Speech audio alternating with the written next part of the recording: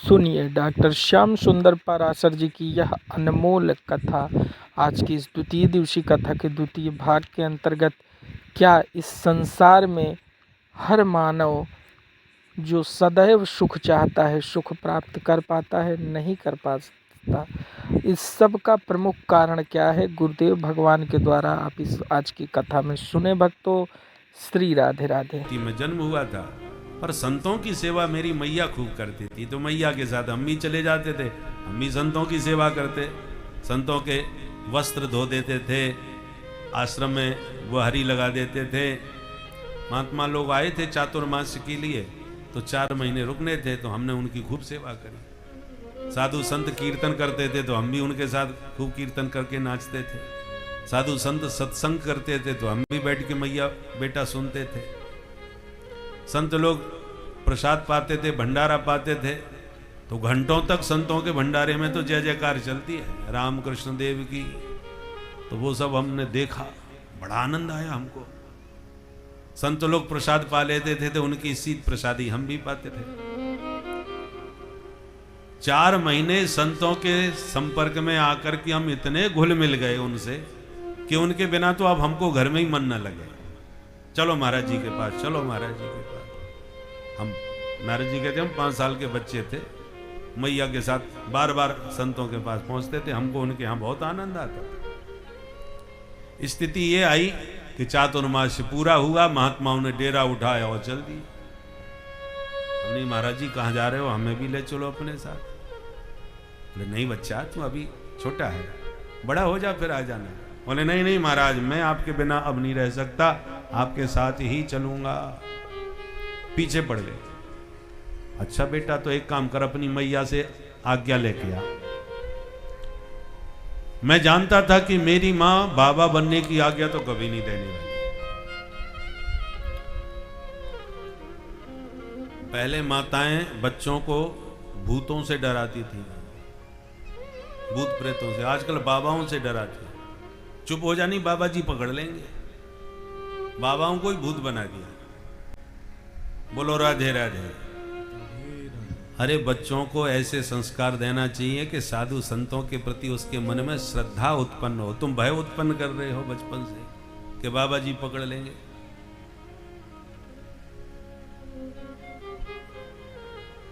तो नारद जी कहते मैं जानता था कि हमारे माता जी बाबा जी बनने की आज्ञा तो नहीं देंगी, सेवा करो यहां तक तो ठीक है। मैंने कि नहीं महाराज जी, मां मुझे आज्ञा नहीं देगी। तो बेटा देखो, 2 ही शर्त हैं, या तो माता जी पधार जाएं तब आओ, और अभी चलना है तो माता से आज्ञा लेके आओ। नहीं तो तेरी मां को बताए बिना हम तुझे बाबा जी बना के अपने साथ ले जाएंगे, तो तेरी मैया तो जिंदगी भर हमको गाली देगी। मैंने तो महाराज जी की 4 महीना सेवा करी, महाराज जी ने ये फल दिया कि मेरे बेटे को भगा के ले गए, हम तो बदनाम हो जाएंगे। इसलिए मां की आज्ञा लो, अथवा मां पधार जाए तब आओ। तुम्हारा तब तक मैं रहूंगा कैसे? बोले मंत्र दिए देते हैं, घर में ही भजन करो। ठीक है, समझौता हो गया। संतों ने मंत्र दे दिया और कंठी माला पहना दी, चले गए। अब नारद जी 24 घंटे वही मंत्र जपते रहते हैं घर में बैठे बैठे। मैया ने देखा, हे भगवान, जब से महाराज जी गए ये तो माला ही सटकाता रहता है, खेलना कूदना बिल्कुल बंद कर दिया इस बच्चे ने। भगवान न करे कहीं बाबा जी न बन जाइए, इसकी जल्दी शादी करना चाहिए। पुराने जमाने में जल्दी हो भी जाती थी। अब घर में जो भी मेहमान आवे, मैया ये कहीं चर्चा चलावे, महाराज जी कोई छोरी मिले तो बता दो, मेरे छोरा को विवाह करा दो। मेरी बस अंतिम इच्छा यही है कि घर में रुनुक झुनुक करती बहू आ जाए और बहू बेटा घर संभाल लें, फिर भगवान मोकू उठा लें, फिर मोए कोई कछू ना चाहिए। अब जैसे ही शादी विवाह की बात मैया चलाती, सोई नारद जी की धड़कन बढ़ जाती। हे भगवान, अभी तो मैं माता जी के पधारने की प्रतीक्षा में पड़ा हूं घर में, कि माता जी पधार जाएं तो मैं संतों के साथ मैं भी चला जाऊं। और माता जी कहीं शादी करके गई तो फिर देवी जी के पधारने की प्रतीक्षा में तो हमारी उम्र ही पूरी हो जाएगी। हे प्रभु, अब आप ही कुछ करो, भगवान से प्रार्थना करते थे। एक दिन क्या लीला रची ठाकुर जी ने, शाम का वक्त था, अंधेरा हो रहा था, मैया गैया दोहने के लिए चली गई और गौशाला में एक नाग घूम रहा था, उस पर पैर रख दिया, नाग ने पट्ट से काट लिया, मैया जी पधार गई। और नारद जी अपने भजन में बैठे थे, किसी ने दौड़ के खबर करी, तू बैठा बैठा माला सटका रहा है, तेरी मैया मर गई, सांप ने काट ली। नारद जी एकदम चौंक करके खड़े हो, क्या कहा, मैया मर गई? बोले हाँ। ऊपर से तो रोए और भीतर से खुश, क्या मेरा बंधन कट गया, अब कोई बंधन मेरे जीवन में नहीं रहा। तो अनुग्रहम मन्यमान, हृदय में भगवान का बड़ा भारी अनुग्रह मान करके नारद जी ने माता जी का संस्कार किया और सीधे वहां से उत्तर दिशा की ओर चल दिए, जिस दिशा में संत गए थे। अब संत तो कब के गए, कहां के कहां पहुंच गए, रमते राम महात्मा। अब नारद जी ढूंढते फिरे जंगलों में, कहीं महात्मा न मिले। ढूंढते ढूंढते थक गए, एक सरोवर मिल गया, सो उसमें नहाए, बढ़िया ठंडा पानी पिया, तबीयत खुश हो गई। तो इतने में बगल में एक सुंदर वृक्ष घना पीपल का खड़ा, उसी पीपल के वृक्ष के नीचे बैठ गए और सोचा जो महाराज जी ने मंत्र दिया है थोड़ा भजन कर लें, फिर ढूंढेंगे महात्मा, कब मिलेंगे कोई पता नहीं। सो बैठ के अपना भजन चालू कर दिया। मंत्र जैसी जपे, वो भूमि की दिव्यता, कुछ ठाकुर जी की कृपा कि हृदयासीन में सनेर हरि। नारद जी कहते हैं मेरे हृदय में तुरंत हरि का दर्शन मुझे होने लग गया। जो प्रभु का दर्शन मैंने अपने हृदय में किया, फिर तो मेरी प्रसन्नता का ठिकाना नहीं रहा। मैं तो सिद्ध हो गया भाई, मुझे तो प्रत्यक्ष प्रभु की अनुभूति होने लगी, दर्शन होने लग गए, और मैं आनंदित तो हो ही रहा था उस झांकी का दर्शन करके कि अगले क्षण भगवान गायब भी हो गए। अब मैं बड़ा परेशान, अरे क्या गड़बड़ हो गया भाई। मैंने फिर दोबारा आसन लगाया, फिर ध्यान लगाया, फिर कोशिश करी, कहीं कुछ भी मुझे अनुभव नहीं हुआ। अब मैं दहाड़ मार मार के रोने लगा, चीखने लगा, चीत्कार करने लगा, हे प्रभु मेरे से क्या अपराध हो गया जो बढ़िया दर्शन देते देते आप भाग गए। जब खूब रोए चिल्लाए तो नारद जी कहते हैं मुझे फिर आकाशवाणी सुनाई पड़ी, अविपक्व कषायाणाम दुर्दर्शोहम कुयोगिना। बच्चा अभी तू कच्चा है, जब सच्चा योगी बनेगा तभी तुझे मेरा दर्शन मिलेगा। नारद जी बोले जब बच्चा कच्चा था तो आप आए क्यों? बिल्कुल दर्शन नहीं होते, मुझे कोई परेशानी भी नहीं होती, पर आप दर्शन दे के भाग गए, अब मेरे को बहुत ज्यादा परेशानी है। जैसे किसी को हीरा मिल गया हो और देख करके गदगद हो रहा, अब तो मैं करोड़पति बन गया, पर थोड़ा मिट्टी से मिला था खदान से, तो निकाल कर सोचा जरा गंगा जी में साफ कर लूं तो चमक जाए, और साफ करते करते खिसक गया हाथ से। तो जब नहीं मिला था तो कोई परेशानी नहीं थी, पर मिलके हाथ से खिसक जाए तब देखो उस बेचारी की क्या हालत होगी, वो तो बर्बाद हो जाएगा। हीरा ना तब उसके पास था ना उसका बाप का था, परंतु मिल गया, तो मिल गया तो वो तो माला माल अपने को मानने लगा, और फिर खिसक गया, तब उसकी दशा जो होती है सोई नारद जी की हालत। तब भगवान ने कहा बच्चा मैंने अपनी रूप माधुरी की चटनी चखाई तुझे, क्योंकि तू बच्चा है, कहीं तुझ में अविश्वास पैदा ना हो जाए कि महात्माओं ने बचपन में मंत्र दिया तो था, हम न जाने सही था कि गलत था, कि ऐसी बहला दिया था हमको। दुविधाजनक जब स्थिति होती है मन की तो साधना शिथिल हो जाती है। विश्वास होना चाहिए, विश्वास हो गुरु वाक्येषु, गुरु वचन में विश्वास हो, मंत्र के प्रति दृढ़ता हो, निष्ठा हो, तब मंत्र फलीभूत होता है जल्दी। तो तेरा विश्वास दृढ़ करने के लिए मैंने थोड़ी अपनी रूप सुधा की चटनी चखा दी, तुझे विश्वास पक्का हो गया, अब तुझे भजन में आनंद आएगा, विश्वास पूर्वक भजन करेगा। तो प्रभु ये तो बता दो आप मिलोगे कब? भगवान बोले इस जन्म में तो नहीं मिलेंगे, अगले जन्म में बात करेंगे, अगले जन्म में मिलेंगे। लो नारद जी कहते हैं पर हमको बस इतना ही दृढ़ विश्वास हो गया कि जब प्रभु ने कहा है कि हम मिलेंगे तो चलो अगले जन्म में ही सही, मिलना तो पक्का हो गया, गारंटी तो पक्की हो गई। नारद जी कहते हैं फिर तो हम उसी जगह पर वही मंत्र जपने लग गए, वहीं जम गए। और कुछ ही दिनों के बाद महाप्रलय हो गया। महाप्रलय हुआ, सारा संसार जलमग्न हो गया, सृष्टि समाप्त। अगले कल्प में जब पुनः सृष्टि हुई और सृष्टि के शुभारंभ में जब ब्रह्मा जी ने सृष्टि का विस्तार किया तो सबसे पहले अपने राम ब्रह्मा जी के बेटा बन के पैदा हो गए इस जन्म में। तो नारद जी कहते हैं देखो व्यास जी, अनुभव की बात बता रहा हूं। उन संतों से थोड़ा संपर्क करके जो लगन मेरी उन संतों ने प्रभु के गुण गा गा के हमारी लगाई, वो लगन इस जन्म में भी हमारे भीतर ज्यों की त्यों बनी रही। ब्रह्मा का बेटा बनकर के लगन मेरी वही पुरानी ज्यों की त्यों बनी रही। एक दिन मस्ती में मैं हरि नाम संकीर्तन कर रहा था, जय सिया राम जय जय सिया राम, जय सिया राम जय जय सिया राम, जय सिया राम जय जय सिया राम, जय सिया राम जय जय सिया राम, जय सिया राम जय जय सिया राम, जय सिया राम जय जय सिया राम, जय सिया राम जय जय सिया राम,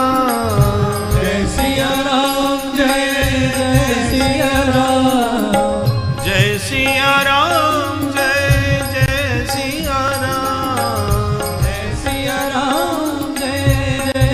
सिया राम, जय जय सिया राम, जय जय सिया राम, जय जय सिया राम, जय जय सिया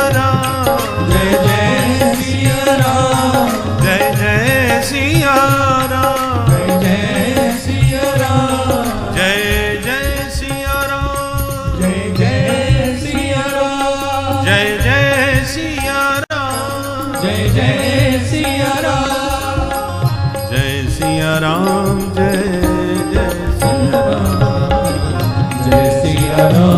जय जय सिया राम, जय सिया राम जय जय सिया राम, जय सिया राम जय जय सिया राम, जय सिया राम जय जय सिया राम, जय सिया राम जय जय सिया राम, जय सिया राम जय जय सिया राम, जय सिया राम जय जय सिया राम, जय सिया राम जय जय सिया राम, जय सिया राम जय जय सिया राम, जय सिया राम जय जय सिया राम, जय सिया राम जय जय सिया राम, जय सिया राम जय जय सिया राम, जय सिया राम जय जय सिया राम, जय सिया राम जय जय सिया राम, जय सिया राम जय जय सिया राम, जय सिया राम जय जय सिया राम, जय सिया राम जय जय सिया राम, जय सिया राम जय जय सिया राम, जय सिया राम जय सिया राम, जय सिया राम जय जय सिया राम, जय सिया राम जय सिया राम, जय जय सिया राम, जय जय सिया राम, जय जय सिया राम, जय जय सिया राम, जय जय सिया राम। श्री सीताराम जी महाराज की जय। नारद जी कहते हैं मैं मस्ती में कीर्तन कर रहा था कि कीर्तन करते करते मेरे सामने साक्षात श्री हरि प्रकट हो गए। बोलो भक्त वत्सल भगवान की जय। मैं तो उनकी छवि निहार करके बस पागल हो गया, दीवाना हो गया। अरे भाई, कोई ये कहे अगली साल हम तुमसे मिलने आएंगे, तुम्हारा कोई अत्यंत तुम जिसके दीवाने हो हैं।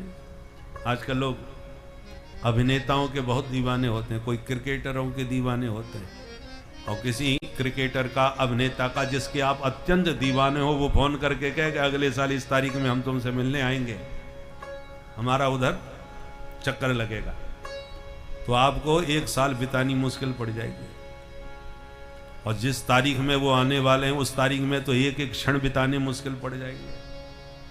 दीवानगी बड़ी विचित्र होती है हमारे। एक साल काटना कितना भारी पड़ जाता है, परंतु जिसने पूरा एक जीवन काटा है, लगन पिछले जन्म की है और इस जन्म में मिलने का वादा किया है, वे भगवान अचानक अगले जन्म, एक जन्म के बाद नारद जी के सामने खड़े हैं। कल्पना कीजिए नारद जी को कितना आनंद मिला होगा। नारद जी कहते हैं मैं तो पागल हो गया प्रेम में, नाचने लगा, उनके चरणों में लिपट गया और प्रेम में एकदम झूम रहा था मैं कि मेरे प्रेम को देखकर, मेरी प्रसन्नता को देखकर, मेरी भक्ति और भावना को देखकर भगवान ने गदगद होकर अपने कर कमलों से ये वीणा मुझे थमा दी और कहा पुत्र तो मेरे नाम का संकीर्तन बड़े प्यार से करते हो, इस वीणा को भी अपने हाथ में रख लो और इसी वीणा पर मेरे नामों का कीर्तन करते हुए जगत में विचरण करो। नारद जी कहते हैं जब से ये वीणा गोविंद के कर कमलों से मुझे प्राप्त हुई है, तब से इसी वीणा पर सदा उनके गुण गाता हुआ संपूर्ण ब्रह्मांड में घूमता रहता हूं। ये सामान्य वीणा नहीं है। कैसी वीणा है? देवदत्ता में मां वीणा, देवदत्ता में मां वीणा, देवदत्ता में मां वीणा, देवदत्ता में मां वीणा, स्वर ब्रह्म विभूषिता, विभूषिता, देवदत्ता वीणा, देवदत्ता में मां वीणा, मूर्छयित्वा हरि कथा, मूर्छयित्वा हरि कथा, गायमानश्चराम्यहम्,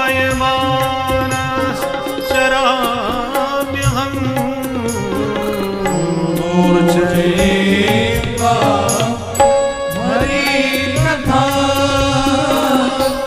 गायमानश्चराम्यहम्,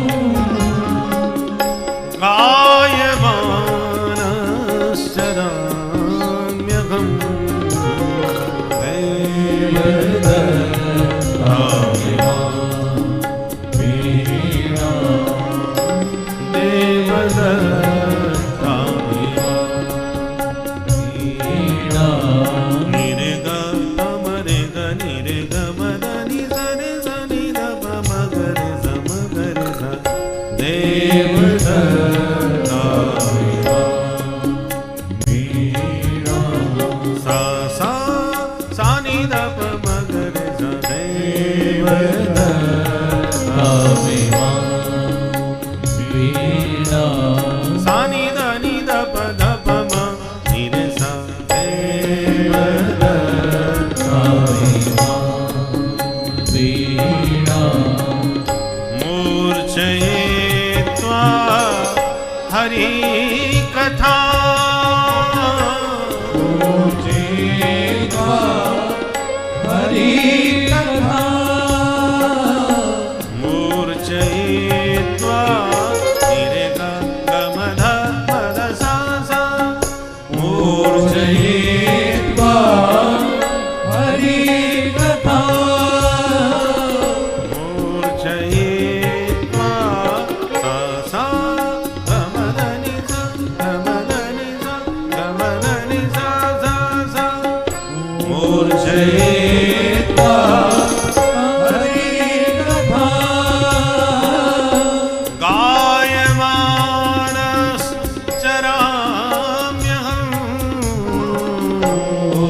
मूर्छयित्वा हरि कथा, गायमानश्चराम्यहम्, गायमानश्चराम्यहम्,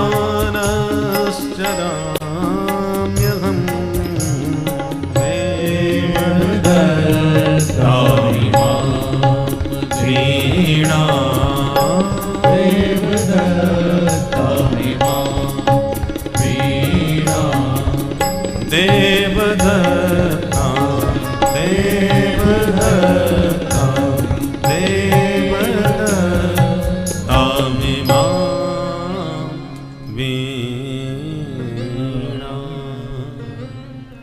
नारद जी कहते हैं यह वीणा भगवत प्रदत्त वीणा है, गोविंद के गुणगान करता हुआ संपूर्ण ब्रह्मांड में तब से मैं विचरण करता हूं। अब वो दासी पुत्र नारद आज गोविंद के नाम के प्रभाव से जगत पूज्य नारद हो गया है। इसलिए व्यास जी आप भी गोविंद के गुण गाओ, फिर देखो चमत्कार। यूं कह के नारद जी अंतर्धान।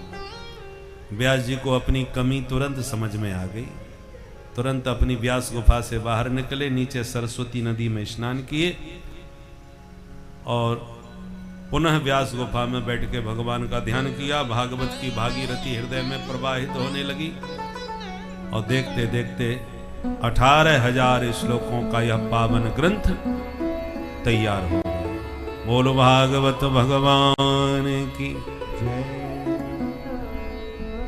और समय पाकर के अपने परम प्रिय पुत्र सुखदेव जी को यह कथा व्यास जी महाराज ने विस्तार पूर्वक सुनाई, समझाई। कैसे हैं सुखदेव जी? ये भागवत की कथा कैसी है पहले ये समझ लो। बोले यस्यां वै श्रूयमाणायां कृष्णे परम पुरुषे भक्तिरुत्पद्यते पुंसः शोकमोह भयापहा। ये कथा ऐसी है जिसके सुनने से आपके जीवन में शोक मोह और भय तीनों समाप्त हो जाएंगे। शोक मोह भयापहा। भगवान की भक्ति इस कथा के सुनने से उत्पन्न होगी, जो भक्ति तुम्हारे शोक मोह भय को दूर कर देगी। 3 काल होते हैं, भूत भविष्य वर्तमान। भूत माने जो बीत गया, अतीत। वर्तमान जो हो चल रहा है, भविष्य माने जो आगे आएगा। और इन तीनों के साथ शोक मोह और भय जोड़ा हुआ है। अतीत हमेशा शोक देता है।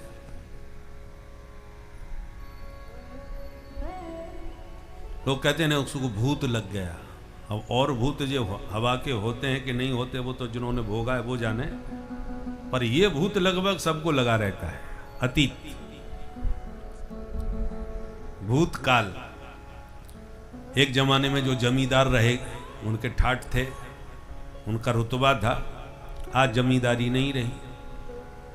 अब उनसे पूछो तो वो अपने भूत को याद करते हैं। भैया एक जमाना था हम लोगों का, कोई आंख में आंख मिला के बात नहीं कर पाता था, वो हमारा रुतबा था। पर अब तो भैया वो जमाने कहाँ रहे। तो वो अपने अतीत को याद करके बेचारी दुखी होते हैं, हमारा सब रुतबा चला गया। तो उनको भूत लगाए। अब पहले जो गरीब थे आज संपन्न हो गए सब प्रकार से, तो वो अपने भूत को याद करते हैं। हमने साहब क्या मेहनत करी है, बोरियां इस पीठ पर उठा उठा करके ढोई हैं, मजदूरियां करी हैं, ठाठ पड़ गए अभी तक। परंतु आज भगवान की कृपा है और ये नालायक कल के बच्चे और पैसे की कीमत नहीं समझते। हमने एक एक पैसा कैसे कमाया हमसे पूछो। वो अपने भूत को याद करके परेशान रहते हैं। तो हमेशा ये भूत सबको परेशान करता है, शोक देता है। अतीत को जब भी याद करोगे दुखी होगे, और भविष्य को याद करके डर लगता है। भगवान की कृपा से अब तक तो ठीक ठाक है, आगे भगवान जाने क्या होगा। आजकल वहां युद्ध छिड़ा हुआ है, वहां युद्ध छिड़ा हुआ है, और तमाम ये जहां जहां ये आतताई आतंकवादी होते हैं वहां युद्ध ही छिड़ता है। यहाँ की भगवान जाने आगे क्या होगा। अभी तक तो भगवान की कृपा से ठीक है? अब 2024 के बाद क्या होगा ये तो भगवान जाने।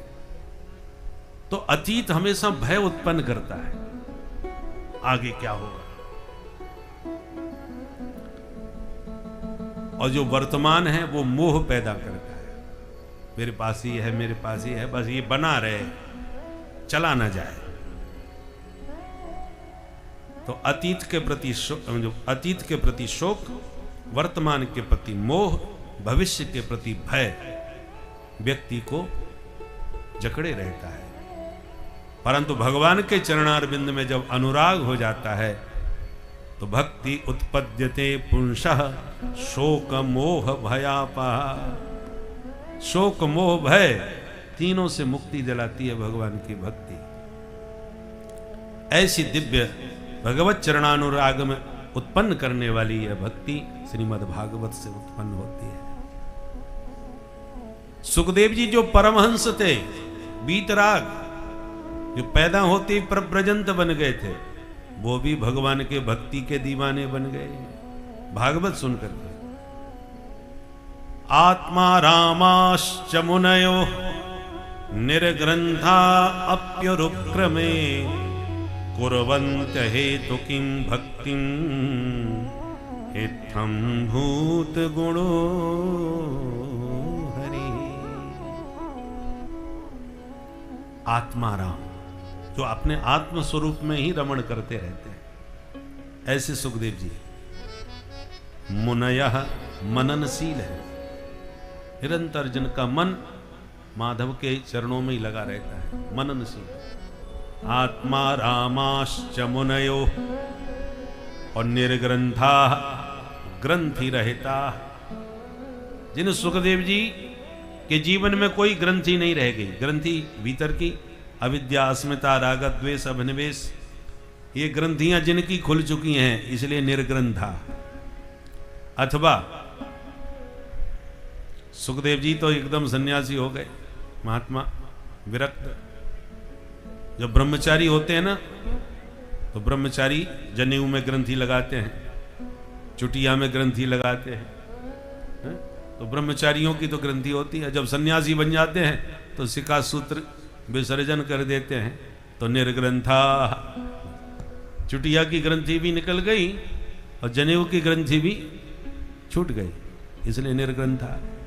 सुखदेव जी ऐसी विरक्त है, इसलिए निर्ग्रंथा। अथवा संग्रह परिग्रह की ग्रंथि से भी जो शून्य है।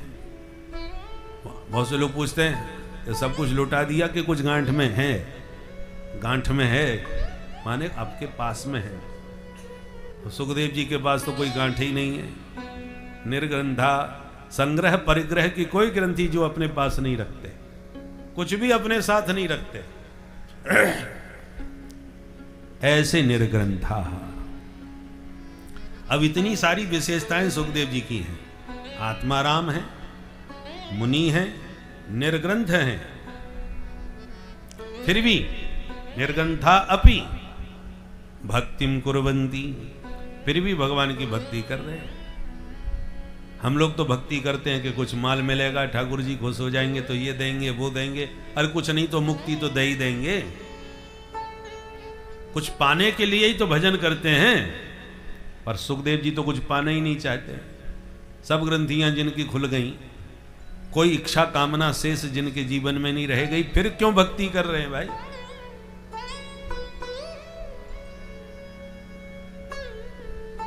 कुर्वन्त हेतुकीं भक्तिं अहेतुकीं भक्तिं कुर्वन्ति। उनकी भक्ति का कोई हेतु नहीं होता कि ये मिलेगा कि वो मिलेगा। बिना हेतु के, बिना प्रयोजन के, बिना कुछ चाहने के, उन्हें कुछ नहीं चाहिए फिर भी भक्ति कर रहे हैं। जब कुछ नहीं चाहिए, कुछ लेना देना नहीं है, तो फिर भक्ति कर क्यों रहे? बोले इत्थम भूत गुणो हरि। हरि के गुण ही इतने प्यारे लग रहे हैं कि गाय बिना रहा नहीं जा रहा। कोई वक्ता कथा कहता है तो सोचाता है माल मिलेगा, और सुखदेव जी कथा क्यों कह रहे हैं? बोले कथा कहे बिना हमसे रहा नहीं जा रहा। उनके गुण गाए बिना हम रह नहीं पाते, इसलिए गा रहे। उन्होंने परीक्षित को इसलिए कथा नहीं सुनाई कि चक्रवर्ती सम्राट है तो खूब माल देगा, हमको धन संपत्ति मिलेगी ना। वो तो कथा संपन्न हुई, उठ के चल दिए। ऐसे महान विरक्त थे। फिर क्यों गाते हैं गोविंद के गुण? बोले इत्थम भूत गुणो हरि। हरि के गुण ही इतने प्यारे लगते हैं कि गाय बिना उनसे रहा नहीं जाता। जो बड़े अच्छे गायक हैं वो तो महाराज 5 लाख 2 लाख 1 लाख जिसकी सामर्थ्य हो उसके अनुसार गाते हैं। और कुछ गांव के गायक ऐसे भी होते हैं कि तुम कुछ मत दो, हमसे तो गवा लो। हम तो को गाने में आनंद आता है, सुंदरकांड करवा लो। सुंदरकांड की आजकल मंडलियां खूब चलती हैं, उन्हें कुछ चाहिए नहीं, तुम तो बस सुंदरकांड करवा लो अपने यहाँ। हमको तो गाने में आनंद आता है इसलिए गा रहे, उन्हें कोई लेने देने से मतलब नहीं। समय निकालेंगे, अपने पैसा का खर्चा करके आएंगे। हमारे विनोद अग्रवाल जी गायक थे ना, अब तो साकेतवासी हो गए, उनकी कैसेटें भी आजकल खूब चलती हैं। उन्होंने बड़ी धूम मचाई भजनों की, गाने जाते थे, लेते कुछ नहीं थे, वैश्य जाति के थे, अच्छे व्यापारी थे, और गाने का जो उन पर अनुराग चढ़ा गोविंद के गुणगान का, जगह जगह हमारे धूम मचा दी पूरे देश में। जाते हैं, गाते हैं, अपने पैसे से जा रहे हैं, आ रहे हैं, लेना देना कुछ नहीं, बस गा रहे हैं। तो कुछ कुछ ऐसे होते हैं दीवाने जो गाए बिना रह नहीं पाते, इसलिए गाते हैं, उन्हें कुछ नहीं चाहिए। ऐसे सुखदेव जी महाराज। बोलो राधे राधे। यूं समझ लो कि साहब जब भारत पाकिस्तान का मैच होता है तो उसके दीवाने महाराज टीवी पर आंख गाड़ करके बैठ जाते हैं, और कहीं अंतिम बॉल है और 6 रन बनाने हैं, अब तो आउट हो या छक्का लगाओ, महाराज सबकी सांसें रुक जाती हैं, क्या होगा, आउट होगा कि छक्का लगेगा। और कहीं महाराज उसने छक्का मार दिया तो 6 फुट ऊपर जाए, उछल जाए, और कहीं चूक गया, कई लोग तो टीवी फोड़ देते हैं। ये है दीवानगी की पराकाष्ठा। और जीत गए तो महाराज पूरे मोहल्ले में मिठाइयां लुटवाते हैं, बंटवाते हैं। कोई पूछा, खाने वाला, लड्डू खाने वाला पूछा कि भाई किस खुशी में लड्डू खिला रहे हो? अरे साहब भारत जीत गया, और पता है फलाने क्रिकेटर ने एक बॉल में छक्का मार के जिताया। अच्छा, तो वो तुम्हारे रिश्तेदार है क्या? नहीं नहीं, रिश्तेदारी कुछ नहीं, तो जान पहचान है ना, कुछ याराना ना, तो कभी कोई जान पहचान भी नहीं, रिश्तेदारी भी नहीं, तो फिर तुम लड्डू क्यों बांट रहे हो? बोले साहब हम उनके फैन हैं, उनके दीवाने हैं। ये होती है दीवानगी कि जिसको कभी देखा तक नहीं जिंदगी में आज तक, जिससे कोई लेना देना नहीं, कोई जान पहचान नहीं, परंतु उसके विजय पर हम लड्डू बांटते फिर रहे। तो जब एक व्यक्ति के एक गुण में इतना आकर्षण हो सकता है कि व्यक्ति उसका दीवानगी पागलपन तक पहुंच जाती है, तो जो सकल गुण निधान भगवान हैं उनके दीवाने सुखदेव जी जैसे परमहंस हो जाएं तो कौन आश्चर्य की बात है। इत्थम भूत गुणो है, ठाकुर जी के गुण ही इतने प्यारे हैं कि परमहंस संत गाए बिना रह ही नहीं पाते। जीवन मुक्त ब्रह्म पर चरित सुनहि तज ध्यान। बड़े बड़े सिद्ध संत ध्यान समाधि में स्थित रहने वाले जब वो सुनते हैं कि भगवान की कथा हो रही है तो चरित सुनहि तज ध्यान। ध्यान का आनंद कितना अद्भुत होता है। ध्यानावस्थित तदगते न मनसा। परंतु बड़े बड़े ध्यान में निमग्न बैठे संत भी ध्यान समाधि छोड़ के भगवान की कथा सुनने के लिए दौड़ते हैं। ये प्रभु के चरित्रों का चमत्कार है। सुखदेव जी ने अपने पूज्य पिता व्यास जी से ये कथा सुनी। समय पर फिर गंगा के तट पर महाराज परीक्षित को सुनाई। सौनकादि ऋषियों ने कहा, महाराज सूत जी महाराज ने, सौनकादि ऋषियों ने पूछा कि सुखदेव जी ने परीक्षित को कथा सुनाई, ये बात समझ नहीं आई, क्योंकि सुखदेव जी परमहंस है, परमहंस हैं, गोदोहन काल से ज्यादा कहीं टिकते नहीं, ठहरते नहीं, तो सम्राट परीक्षित के सामने 7 दिन तक बैठ के कथा कैसे सुनाते रहे। और परमहंसों की संहिता भागवत है तो वो किसी परमहंस को ही सुनाते, परीक्षित को ही क्यों सुनाया? ये प्रश्न सौनकादि ऋषियों ने किया। तो सूत जी कहते हैं, अच्छा सुनो, परीक्षित भी कोई सामान्य महापुरुष नहीं है। कौन है परीक्षित? यदा मृधे कौरव सृंजयानां, यदा मृधे कौरव वीरेश्वथो वीरगतिं गतेषु वीरेश्वरो वीरगतिं गतेषु ब्रकोदरा वेदगदाभिमर्श ब्रकोदरा वेदगदाभिमर्श भग्नोरुदण्डे धृतराष्ट्रपुत्रे भग्नोरुदण्डे धृतराष्ट्रपुत्रे धृतराष्ट्रपुत्रे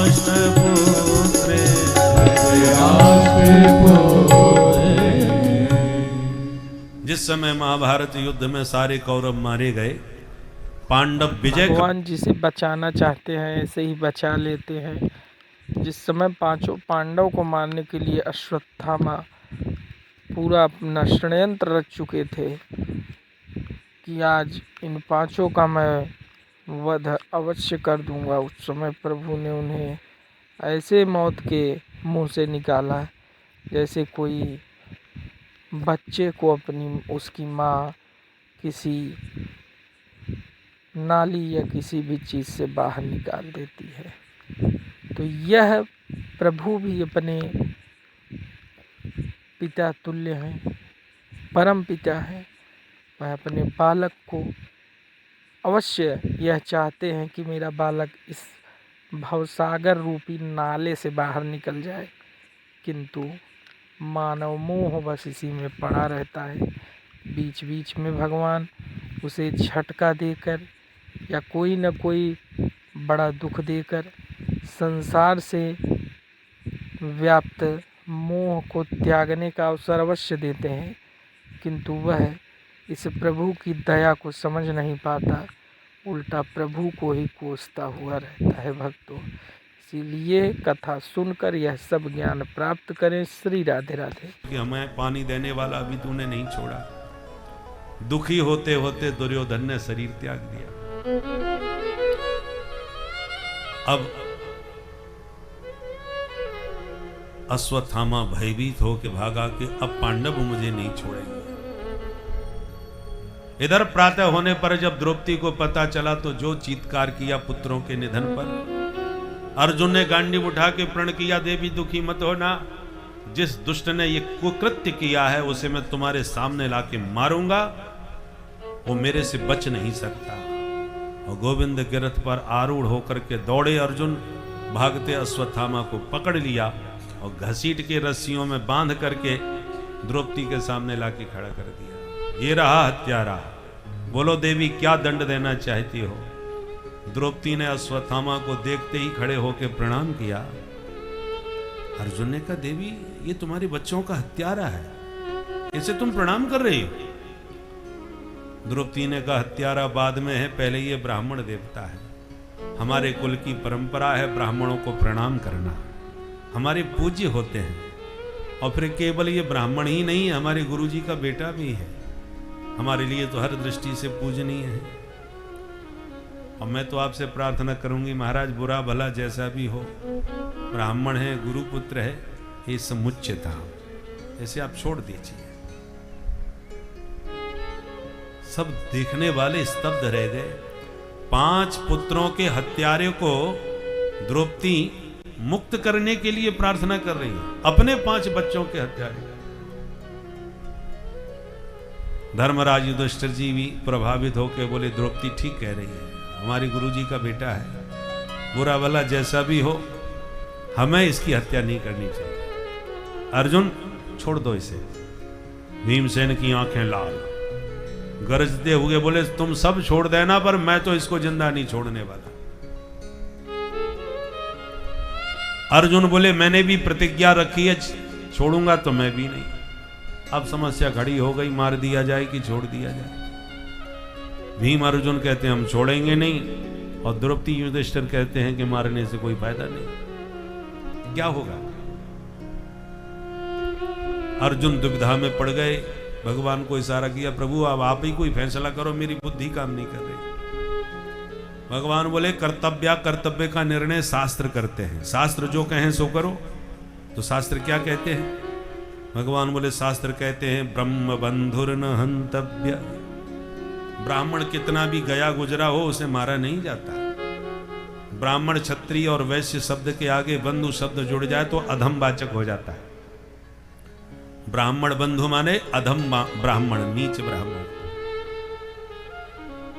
इसलिए ब्राह्मण सभा में बहुत से लोग बोलते हैं यहां पर इतने सब ब्राह्मण बंधु आए हैं, संस्कृत की दृष्टि में सब अधम ब्राह्मण हो जाए।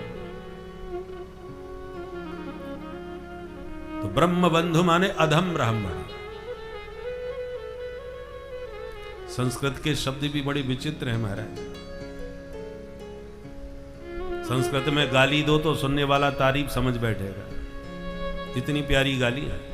किसी से कहो ग्राम सिंह तो सोचेगा पूरे गांव में हम ही शेर हैं, सुनने में अर्थ यही लगेगा, पर ग्राम सिंह नाम होता है कुत्ते का। किसी को आपने ग्राम सिंह कहा माने कुत्ता।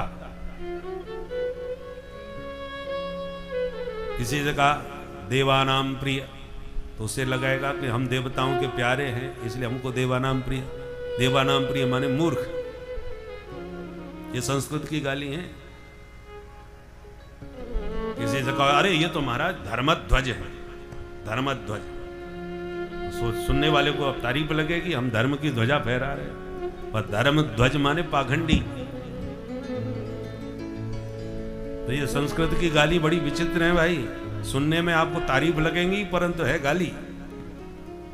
अब ऐसे किसी को पाखंडी कहो तो नाराज हो जाएगा और धर्मध्वज कहो तो खुश हो जाएगा। इसलिए इन संस्कृत की गालियों को भी थोड़ा प्रयोग में लाओ ताकि किसी को गाली दो भी तो उसे सुनने वाले को बुरा न लगे। बोलो राधे राधे। तो ब्रह्म बंधुर न हंतव्य। भगवान कहते ब्रह्म बंधु माने नीच ब्राह्मण भी हो, गिरा गुजरा पतित से पतित भी हो, पर फिर भी न हंतव्य, ब्राह्मण का वध नहीं किया जाता अर्जुन। तो इसको नहीं मारूं महाराज। भगवान बोले नहीं, शास्त्र ने ये भी कहा है आतताई बधारहण। आतताई तो कोई भी हो उसको कभी जिंदा मत छोड़ो, उसकी तो हर हालत में हत्या होनी चाहिए। अर्जुन ने कहा धन्य है प्रभु, आप सुलझा रहे हो कि और उलझा रहे हो हमको। व्यामिश्रित वाक्य बोल रहे हो। आप ही ने कहा कि ब्राह्मण है मारना मत, आप ये भी कह रहे हो ये आतताई है छोड़ना मत, तो हमें करना क्या है? भगवान बोले जो शास्त्र कहते हैं वो बता रहे हैं, बाकी जो तुम्हारी बुद्धि में आवे सो करो। पर अर्जुन को गीता का ज्ञान दिए बैठे हैं गोविंद, इसलिए परीक्षा ले रहे हैं। अर्जुन को तुरंत गीता का सूत्र याद आ गया, संभावितस्य चा कीर्ति मरणादतिरिच्यते। मारना गला काटने से ही नहीं होता, माननीय प्रतिष्ठित व्यक्ति का भरे समाज में अपमान कर दो, वो जीते जी मर गया। संभावित कह अपजस लाहू, मरण कोटि समदारुण दाहू। करोड़ों मौत मरता है, मृत्यु तो एक बार होती है, पर अपमानित हुआ व्यक्ति जब जब अपमान को याद करता है उतनी मौत मरता है। अश्वत्थामा के सिर से चमकती हुई मणि निकाली और धक्का मार के वहां से भगा दिया। ये घोर अपमान अश्वत्थामा के लिए मौत से भी कहीं बढ़कर था। और गोविंद की परीक्षा में अर्जुन उत्तीर्ण भी हो गए। भगवान ने पांडवों के पुत्रों का संस्कार करवाया और पांडवों से अब घर जाने के लिए विदा मांगी। भैया तुम अपना साम्राज्य संभालो, क्योंकि सारे शत्रु समाप्त हो चुके हैं तुम्हारे। अब हमको भी छुट्टी दो तो हम अपनी द्वारकापुरी संभालें। यथायोग्य भगवान सबसे मिले और मिलजुल करके जैसे ही भगवान चलने के लिए रथ में बैठने को कदम उठाए कि भवन के भीतर से भागती हुई पांडवों की पुत्रवधू उत्तरा चीखती चिल्लाती भगवान के चरणों में आ गई। पाहि पाहि महायोगिन देव देव जगत्पते नान्यं त्वदभयं पश्ये यत्र मृत्यु परस्परम्। पाहि मां केशव पाहि मां। गोविंद के चरणों में आ गिरी उत्तरा। भगवान तुरंत सावधान हुए। क्या हुआ देवी? बोले प्रभु देखो ये तेज पुंज मेरी ओर आ रहा है, ये मुझे नहीं अभी तो मेरे गर्भगत शिशु को भी नष्ट कर देगा। मैं पति के साथ सती इसलिए नहीं हो सकी क्योंकि मैं गर्भवती थी। मेरे पति अभिमन्यु वीर गति को प्राप्त हुए युद्ध में, पर मैं सती नहीं हो सकी। और आज समस्त कुरुवंश का एकमात्र वंशधर मेरे गर्भ में पल रहा है, वो नष्ट हुआ तो ये वंश ही समाप्त हो जाएगा। इसलिए गोविंद मेरी रक्षा हो या न हो, पर मेरे गर्भगत शिशु की रक्षा करो। भगवान को समझते देर नहीं लगी, ये अश्वत्थामा की करतूत है। अपने अपमान का बदला लेने के लिए पांडवों को निर्वंश करना चाहता है। भगवान तुरंत अंगूठे के बराबर नन्हा स्वरूप बना के उत्तरा के गर्भ में प्रविष्ट हो गए।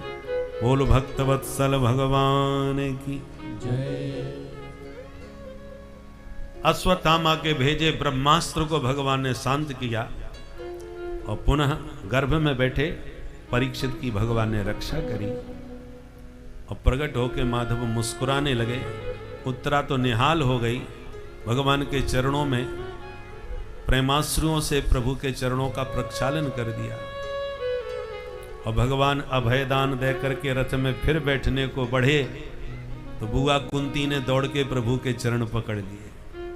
भगवान हाथ पकड़ के बोले बुआ जी उल्टी गंगा मत बहाओ, मैं आपका भतीजा हूं, आप मुझे प्रणाम करोगे?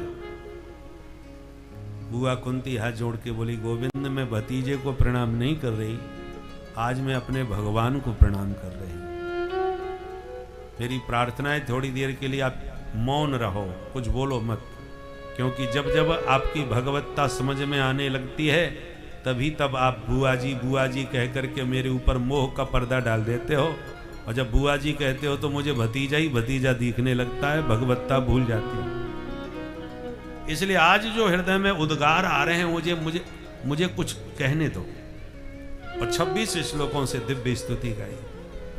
नमस्ये पुरुषं त्वाद्यं ईश्वरं प्रकृते परम अलक्ष्यं सर्वभूतानां अंतर्बहिरवस्थितं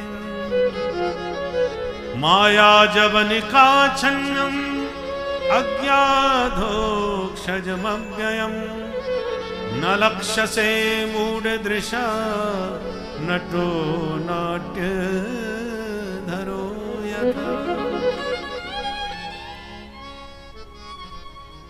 आद्यम पुरुषम त्वाम नमस्ये।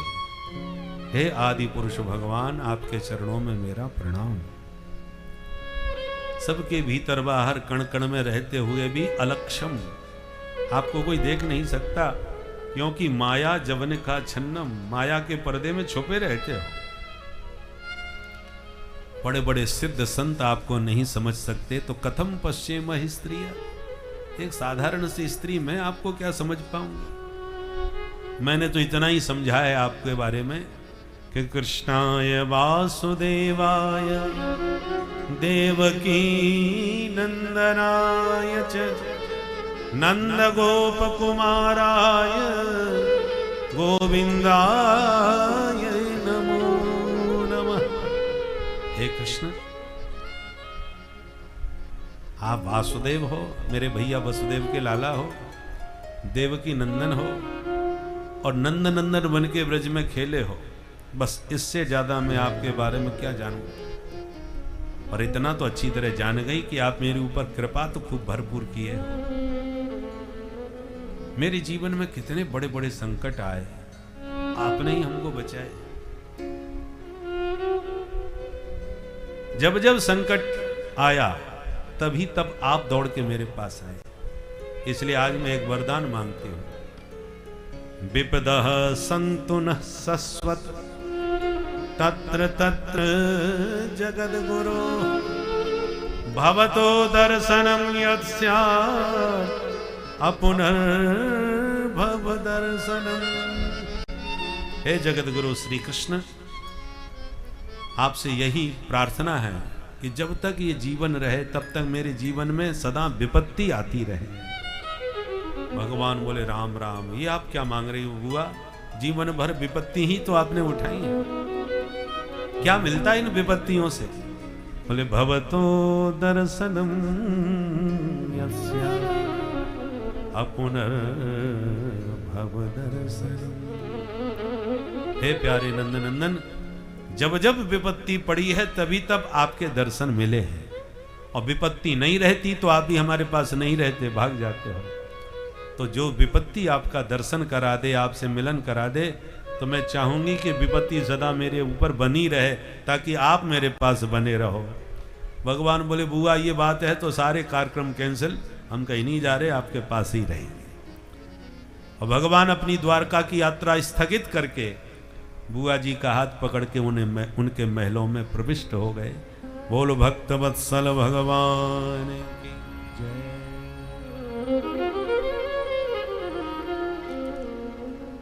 एक दिन प्रभु ने क्या देखा कि रात के 12 बजे सब सो रहे हैं, वो बड़े भैया युधिष्ठिर जी सिर पकड़ के रो रहे हैं।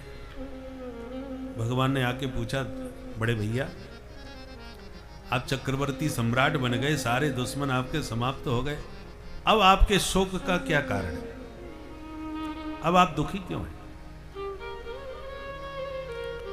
धर्मराज युधिष्ठिर जी बोले, गोविंद अपने ही बंधु बांधवों का वध करके राजा बना बैठा हूं, अपने भाइयों की याद करके मुझे बड़ी पीड़ा होती है। दुर्योधन आदि कैसे भी दुष्ट सही, पर भाई तो मेरे ही थे। मैंने इस तुच्छ सत्ता सुख के लिए अपनों को खो दिया। भगवान बहुत उपदेश दिए, समझाए, पर उनको कुछ समझ में नहीं आया। भगवान जब समझाना चाहते हैं तभी समझ में बात आती है, न समझाना चाहें तो चाहे जितना प्रवचन सुनाए समझ में कुछ नहीं आएगा।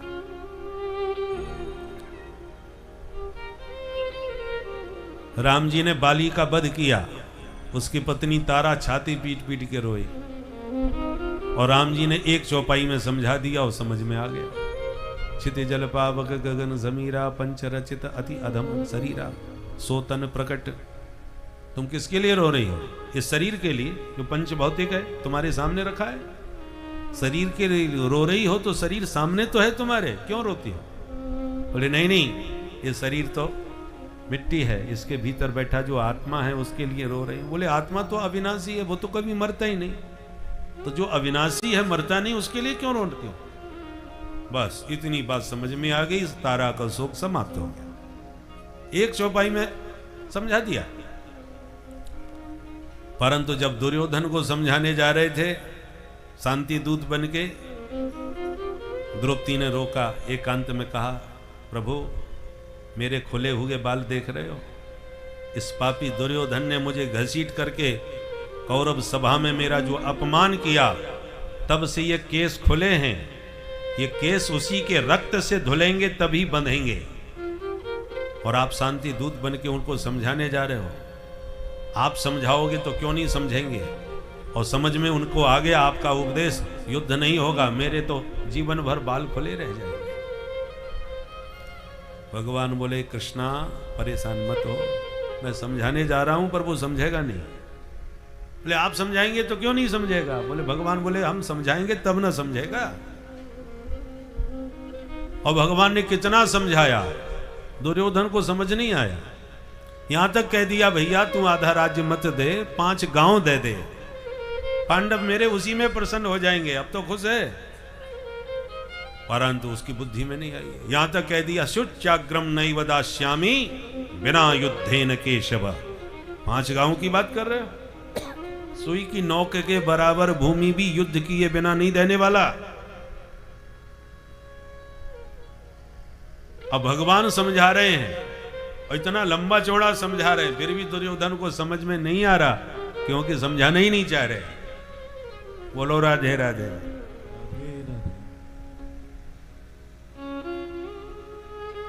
तो भगवान ने युधिष्ठिर जी को समझाया तो बहुत बार समझ में नहीं आया, क्योंकि समझाना नहीं चाह रहे थे। क्यों नहीं समझाना चाह रहे थे? क्योंकि भगवान को पितामह भीष्म को दर्शन दे करके उनकी महिमा बढ़ानी है। इसलिए पांडवों को प्रातःकाल भगवान पितामह भीष्म के पास ले जाकर के पहुंचे। पांडवों ने प्रणाम किया। पितामह भीष्म जो बाणों की सैया पर लेटे थे, आंख खोल के जब देखा तो दूर खड़े भगवान दिखाई पड़े। पितामह भीष्म मुस्कुराने लगे, अच्छा सरकार आप आ गए, आपके लिए ही बाणों की सैया पर लेटा था कि आपको देखे बिना मैं जाने वाला नहीं। अब वहां क्यों खड़े हो, तड़िक सामने आओ ठीक से। तो भगवान निकट आ गए। तो पितामह भीष्म ने कहा, प्रभु अब एक मेरी अंतिम इच्छा पूरी कर दो आज। क्या? बोले, सदैव देवो भगवान प्रतीक्षताम् कलेवरं यावदिदं गिनोम्यहम् प्रसन्नः सारुणलोचनो लसन् मुखाम्बुजो ध्यान पथश्चतुर्भुज। हे प्रभो, अहम यावत इदम कलेवरम न हिनोमि तावत भवान प्रतीक्षताम्। जब तक इस कलेवर को त्याग करके मैं संसार से विदा न हो जाऊं, तब तक आप ऐसी खड़े होकर प्रतीक्षा करना, चले मत जाना। आपकी प्रतीक्षा में इतने दिनों से हम पड़े थे, अब थोड़ी प्रतीक्षा आपसे भी करवाएंगे, आप भी प्रतीक्षा करो। भगवान ने सोचा, इच्छा मृत्यु का तो वरदान लिए बैठे हैं बाबा, 1-2 महीने के लिए भी कार्यक्रम कैंसिल कर दिया जाने का तो हमारी तो लंबी ड्यूटी लग जाएगी भाई, इनके सामने हम कब तक खड़े रहेंगे। मुंह लटका के प्रभु ने कहा, ठीक है दादाजी। पितामह भीष्म बोले, सुनो सुनो, ये लटका हुआ चेहरा नहीं देखना हमको, चिंता मत करो, ज्यादा प्रतीक्षा नहीं करवाऊंगा आपसे, पर जब तक खड़े हो थोड़े मुस्कुराते रहो। प्रसन्न हासारुण लोचनो लसन, प्रसन्न मुद्रा में रहो। भगवान जैसी मुस्कुराए, पितामह भीष्म की सारी पीड़ा जाती रही। और धर्मराज युधिष्ठिर जी प्रश्न करने लगे, पितामह भीष्म उत्तर देने लगे। भगवान ने सीधे सीधे उत्तर न देके पितामह भीष्म के द्वारा वो उपदेश दिलवाया। राजधर्म, मोक्ष धर्म, सनातन धर्म के सारे मर्म समझा दिए, जिसको सुन समझ करके पितामह भीष्म के उपदेश से धर्मराज का शोक समाप्त हो गया। पितामह भीष्म को लगा अब हमको भी चल देना चाहिए, प्रभु से प्रतीक्षा ज्यादा कराना ठीक नहीं। तो 11 श्लोकों में पुष्पताग्रा छंद से स्तुति गाई। पुष्पताग्रा छंद क्यों चुना? क्योंकि जाने से पहले भगवान के चरणों में पुष्पांजलि चढ़ाना चाहते हैं। पूजा के अंत में ही पुष्पांजलि होती है, तो हमारी जीवन के अंत में हम प्रभु को पुष्पांजलि चढ़ाएं, पर पुष्प तोड़ने कहाँ जाएं। इसलिए पुष्पताग्रा छंद में भगवान को शब्द सुमन समर्पित किए पितामह भीष्म ने। बहुत प्यारी स्तुति है।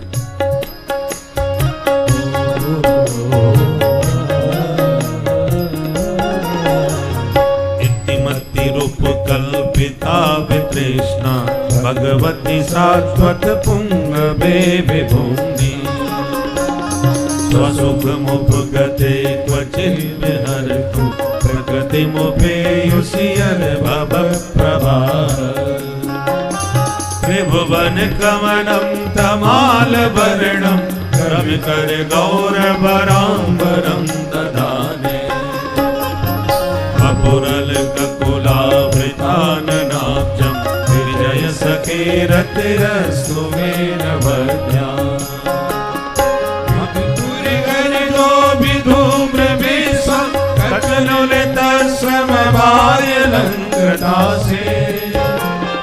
ममन से ससरे विविद्यमान कुछ विरसत कवचे सुकृष्ण आत्मा सपति सखी बचो निशम्य मध्य निज परयोर बलयोरथम निवेश सत्यवती पर से निकायुरक्षणा रतिवती पार्थ सखे रतिर्ममासो व्यपहित प्रतनामोघं गिरि क्रोधात् विमुखस्य दोषबुद्ध्या कुमति महरदात्मविद्यया यश्चरणरतिः परमस्य तस्य मेस्तु स्वनिगममपहाय मत्प्रतिज्ञा व्रतमधिकर्तुमवाप्लुतो रथस्थः कृतरथ चरणो व्ययाचलन् गुरु हरिरेव हन्तुमिभं गतोत्तरी। बोल भक्तवत्सल भगवान की जय। प्रारंभ में अथ शब्द का प्रयोग होता है, अंत में इति शब्द का होता है। पर पितामह भीष्म का शुभारंभ इति शब्द से। इति मति रूप कल्पिता वितृष्णा।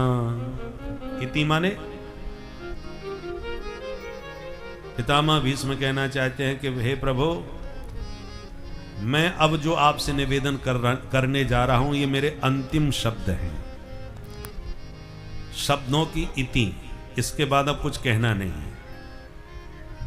और मेरी इन श्वासों की भी इति, इस जीवन की इति, अंतिम समय है मेरा। और आपका मुख कमल निहारते हुए शरीर छोड़ के जा रहा हूं, इसलिए आने जाने की हमेशा के लिए इति। पर इन सब की इति होने से पहले एक ही निवेदन है, क्या? मैं अपनी बेटी का विवाह करके मरना चाहता हूं। बेटी को कुंवारी छोड़ के जाना नहीं चाहता। उसके हाथ पीले हो जाए फिर भले ही चला जाऊं। भगवान बोले बाबा हाथ तो पीले तुम्हारे ही नहीं हो पाए, विवाह तो तुम्हारा हुआ नहीं है। जब तुम्हारा ही विवाह नहीं हुआ तो बिटिया कहां से आएगी? बोले महाराज जिनके बच्चे नहीं होते वो गोद ले लेते, मैंने अपनी एक बेटी गोद ले ली, तो फिर विवाह क्यों नहीं कर रहे उसका? बोले महाराज कोई मिलता ही नहीं, बहुत खोजा। भगवान बोले बिटिया ज्यादा पढ़ी लिखी है क्या? बोले यही तो समस्या है महाराज, बहुत गुणवती है। अच्छा तो बिटिया का नाम क्या है और योग्यता क्या है, दोनों बताओ, बायोडेटा दो तो हम देखते हैं कोई बोले इति मति, ये जो मेरी मति है यही मेरी पुत्री है, पर मुझे इस संसार में मेरी मति का कोई पति नहीं सूझ रहा जिससे इसका पाणी ग्रहण करा दो। क्या योग्यता है तुम्हारी मति में, बुद्धि में? बोले वितृष्णा, सबसे बड़ी योग्यता तो है इसमें कोई तृष्णा नहीं है।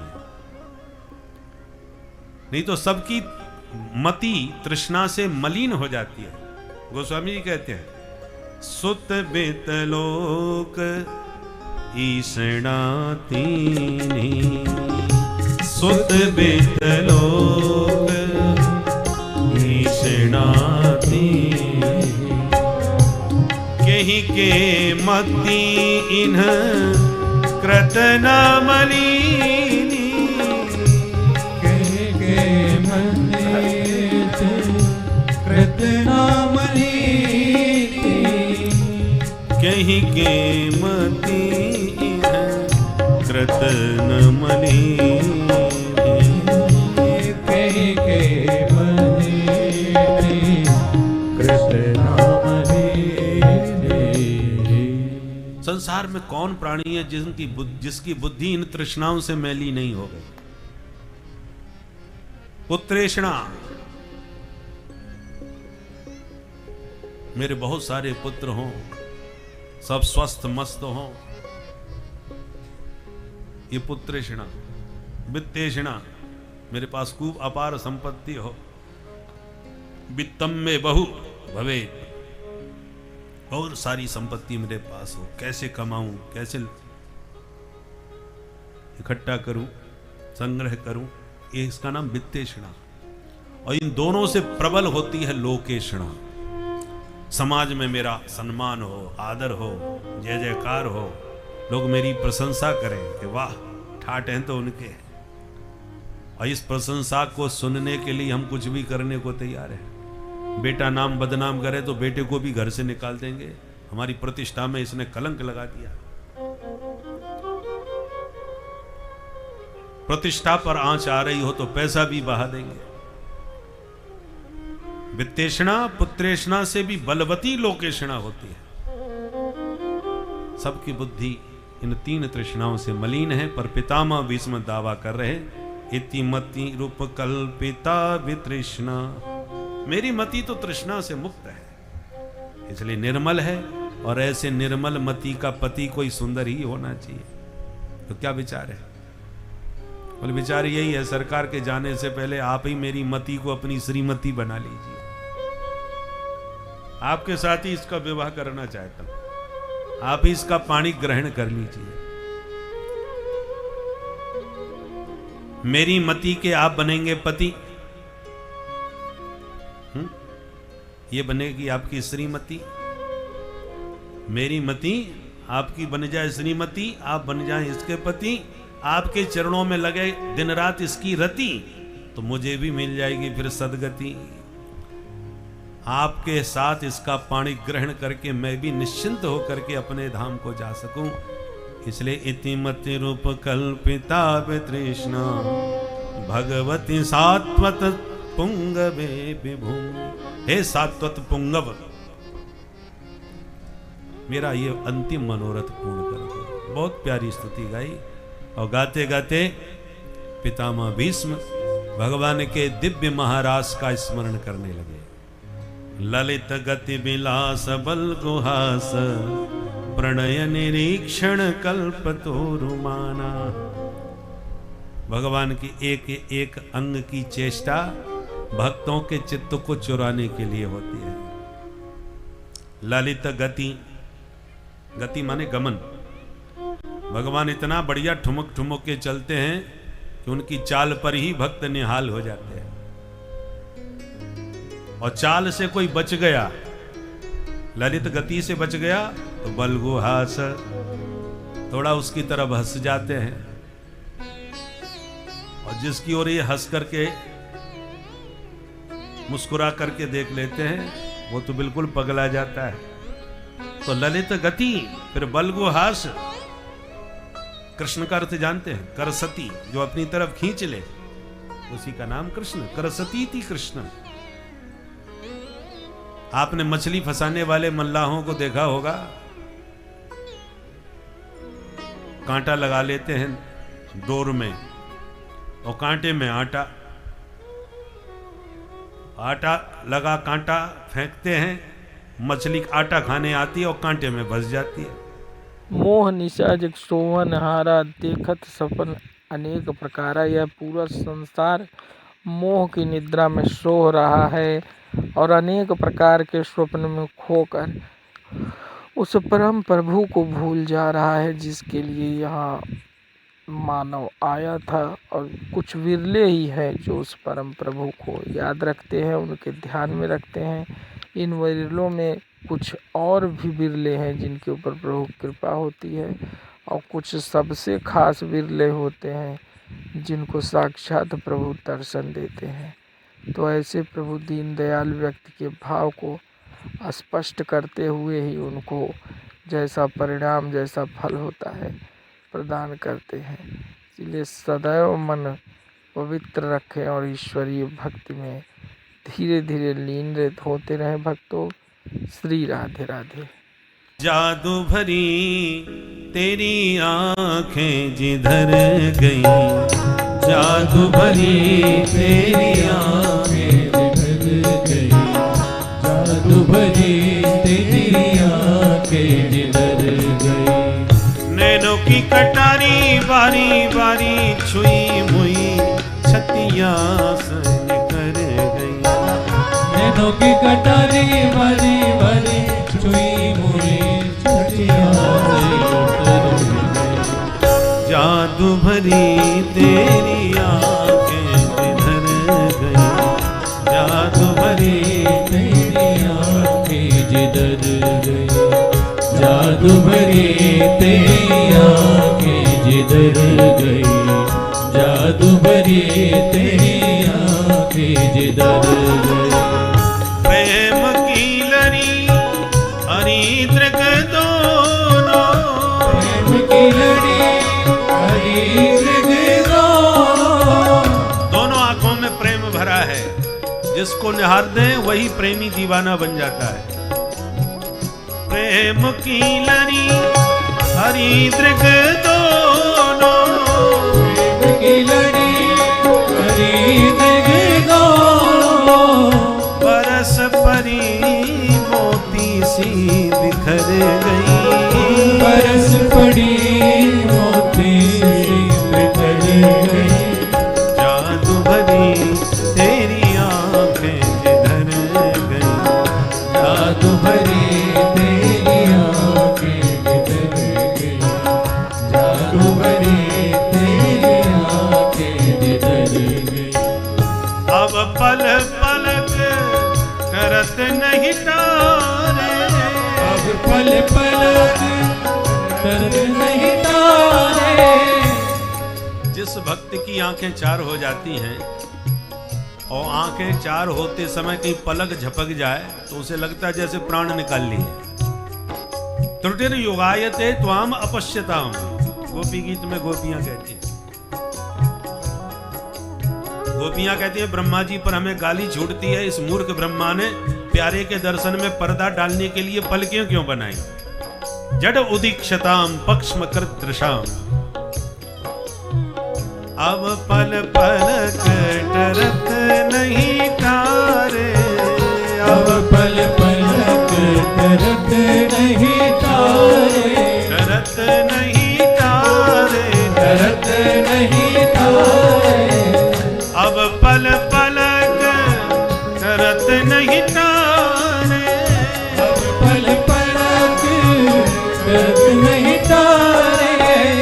छिन छोरत जनो, छिन छोरत जनो जान निकल गई, जिन छोरत जनो जान निकल गई, जादू भरी तेरी आंखें जिधर गई, जादू भरी तेरी आंखें जिधर गई, जादू भरी तेरी आंखें जिधर गई। श्री राधे।